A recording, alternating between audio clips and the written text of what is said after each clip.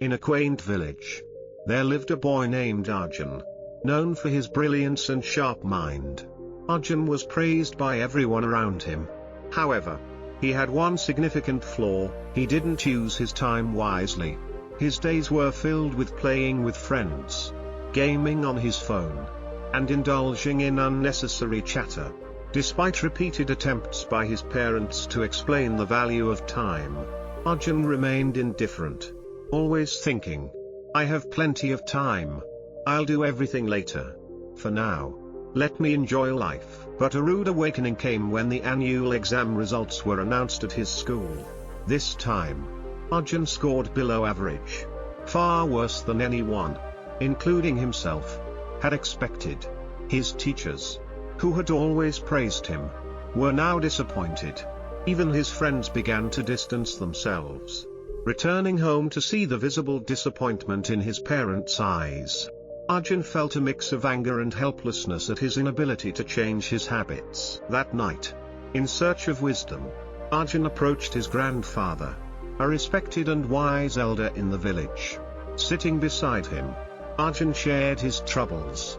"Grandpa, I don't understand why I failed, even though I'm a good student." His grandfather listened carefully and then smiled, explaining, "Son, the problem isn't that you're not a good student, the problem is that you've taken time for granted. Time is very precious. If used properly, it can lead you to success. But if wasted, it will only hold you back." Confused, Arjun asked, "But Grandpa, we always have time, don't we? I can always use it later, right?" His grandfather became serious and responded, "No, son. Time is like the flowing water of a river. Once it flows away, it never comes back." He then began a story to illustrate his point. A long time ago, there was a powerful king named Vikram who had immense wealth, grand palaces, and countless servants.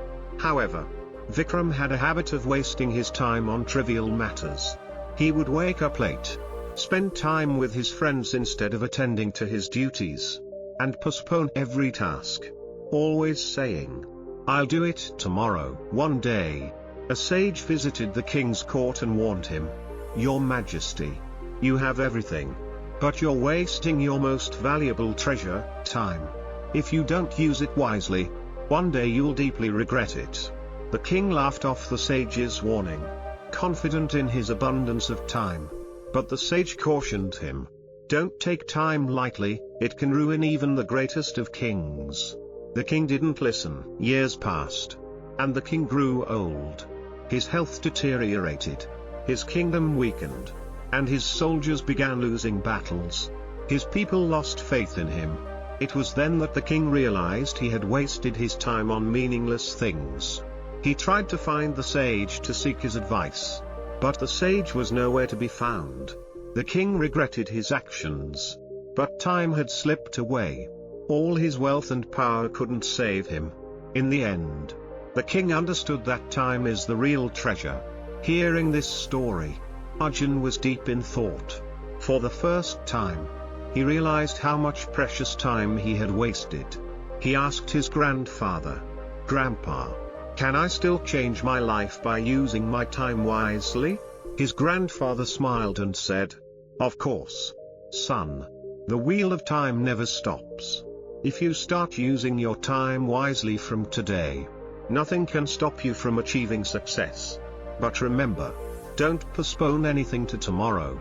Do what you can today." From that day onwards, Arjun resolved to use his time effectively.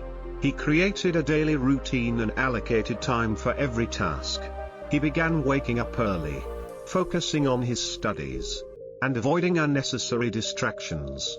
Gradually, Arjun began to see the results of his efforts, and in the next exam, he topped his class. Eventually, he became a successful businessman and inspired everyone with his lifestyle. Arjun's story teaches us that using time wisely is the key to success.